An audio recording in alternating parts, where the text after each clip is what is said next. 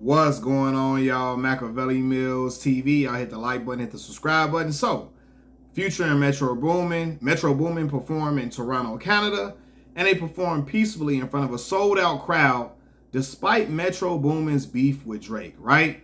They even performed a song like that, which was the Kickstarter for the rap battle of the century, for real. You know what I mean? The decade, I could say decade, but century for real. Like, you know what I mean? That song was the Kickstarter for it to really get the ball rolling, right? Metro and Future, they're on the We Trust You tour. And Toronto, Canada was a stop on the tour. And you got some people wondering, why didn't Drake stop the performance? Why he didn't stop this performance? Because it's been word around he's been stopping TDE artists from performing at certain venues, right? And so they're like, why didn't he stop this one? First of all, I think if the venue isn't History, I believe it's called, which is a music venue that Drake owns, if it's not that venue, I don't think that Metro Boomin and Future will have any issues performing in Canada. I really don't. Because again, this is not his venue that they're performing at. Second, because some people are like, well, Drake could call around and get the show stopped and get cancel the performances or whatever. Secondly, I believe this, man, the owners of the venue, they don't give a damn about Drake and Metro Boomin's rap beef at all. If the show is selling out quickly, as you saw, it's a sold out show, they would be silly to turn down that money. And some of y'all could say, well, Drake could just pay the owners the venue. He could pay them I guess what would be worth all the people that would come. They pay them a sold out performance worth of money. Like, oh, here, he gonna just pay them a big bag of money so they don't perform. And I don't think the venue owners would want to do that either, because a sold out crowd makes their venue look like the place to be.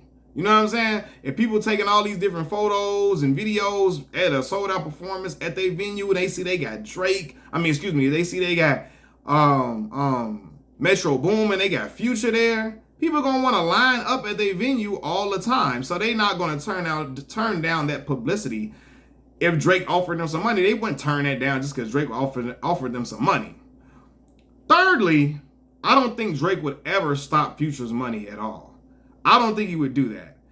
And I think it's more than just, him and Future ain't got no beef. Drake wouldn't stop Future's money because, again, he really leans on his relationships with Atlanta artists to make a lot of hit records and do collaboration albums, right? From 21 Savage to Lil Baby to Young Thug to the Migos, all of that. He leans on those relationships at times for hit records, for a different vibe, a different feel on his records. Not saying he needs them to make a hit, but he leans on them a lot because they give a different vibe than he can give. They give a street aura, street presence that would look unauthentic from him. That would look like, if he tried to give a street, is it inauthentic? Yeah, it wouldn't look authentic from him if he gave a street aura on the records. He know he can't do that without being called out, so we gonna get Future. We gonna get 21 Savage. We gonna get Young Thug. We gonna get who else I name? We gonna get Gunna. We gonna get Lil Baby. I think I said Lil Baby.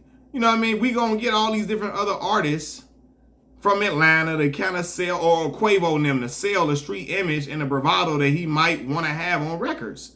And he really likes, I believe that Drake likes the street connections that he has with these artists. He liked being able to go to certain hoods and they homies look out for him and all of that type of stuff, right? They homies look out, they kind of give him a little protection at certain times in certain areas or whatever. He get a little street credibility by standing next to these artists. And so he liked that. And so Drake knows that people in Atlanta love Future. People in Georgia love Future with their heart, mind, body, and soul, right? Future's so big that if Drake played with Future's money in any way, Atlanta artists would be pissed. They would be upset because that's their dog. You know what I mean? Like, hold on, you ain't stopping nobody from the city from eating. You ain't playing with that boy money. They will be they will be ready to start a riot. A lot of them would. You know what I mean? And 21 will have to get into that because Metro, his man, he'd be like, yo, Drake, you can't stop Metro money, dog. He would say I love you as a brother, but you can't stop that man money. We ain't doing that. Like 21 would get involved in. I'm not saying he would turn on Drake or nothing, but he would definitely tell Drake that ain't cool. You know what I mean? And a lot of other artists in Georgia would be like, nah, we ain't rocking with that. And then they would probably try to be like, yo, well, he coming to our venues. No, he can't perform here either. You know what I mean? So he don't want to upset them people in Georgia like that because, again, he got good relationships with a lot of the Atlanta artists and stuff. You know what I mean? He don't want to look like he's cutting somebody's, they money source off in a way. Not saying that Future and Metro Boomin couldn't make no money outside of Atlanta. I'm not saying that.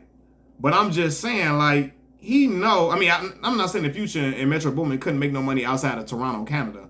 I'm not saying that. But you know what I mean? They know, like, yo, Drake know if he ever mess with that boy's money and try to mess up his show money and try to stop a show, they would be like, yo, what is you doing?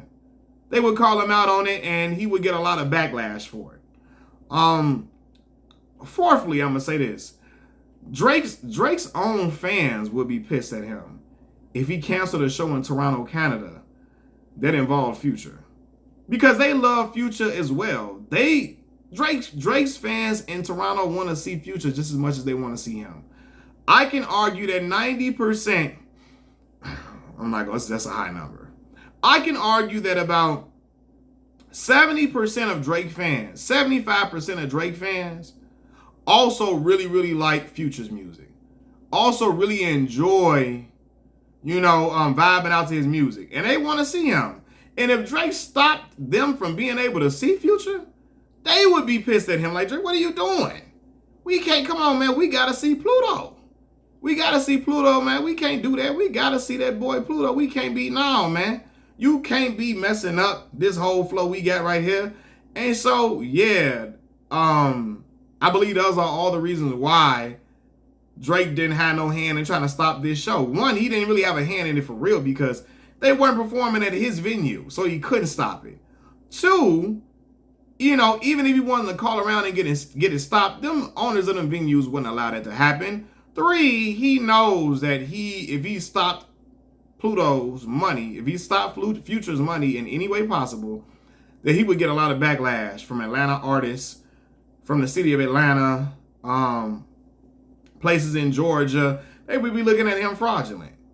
And so he don't want to risk the relationships that he has with a lot of these artists and the people that he's built a strong rapport with people in Georgia with making music. And he don't want to sever those ties because, again, he knows they are the keys to his music sounding diverse or having a street feel on certain records that he wants to sound street, where he can't do that because it would not be authentic for him to provide a street voice. He got to go get 21 Savage, Future. He got to go get, Lil Baby now. So he ain't going to do that.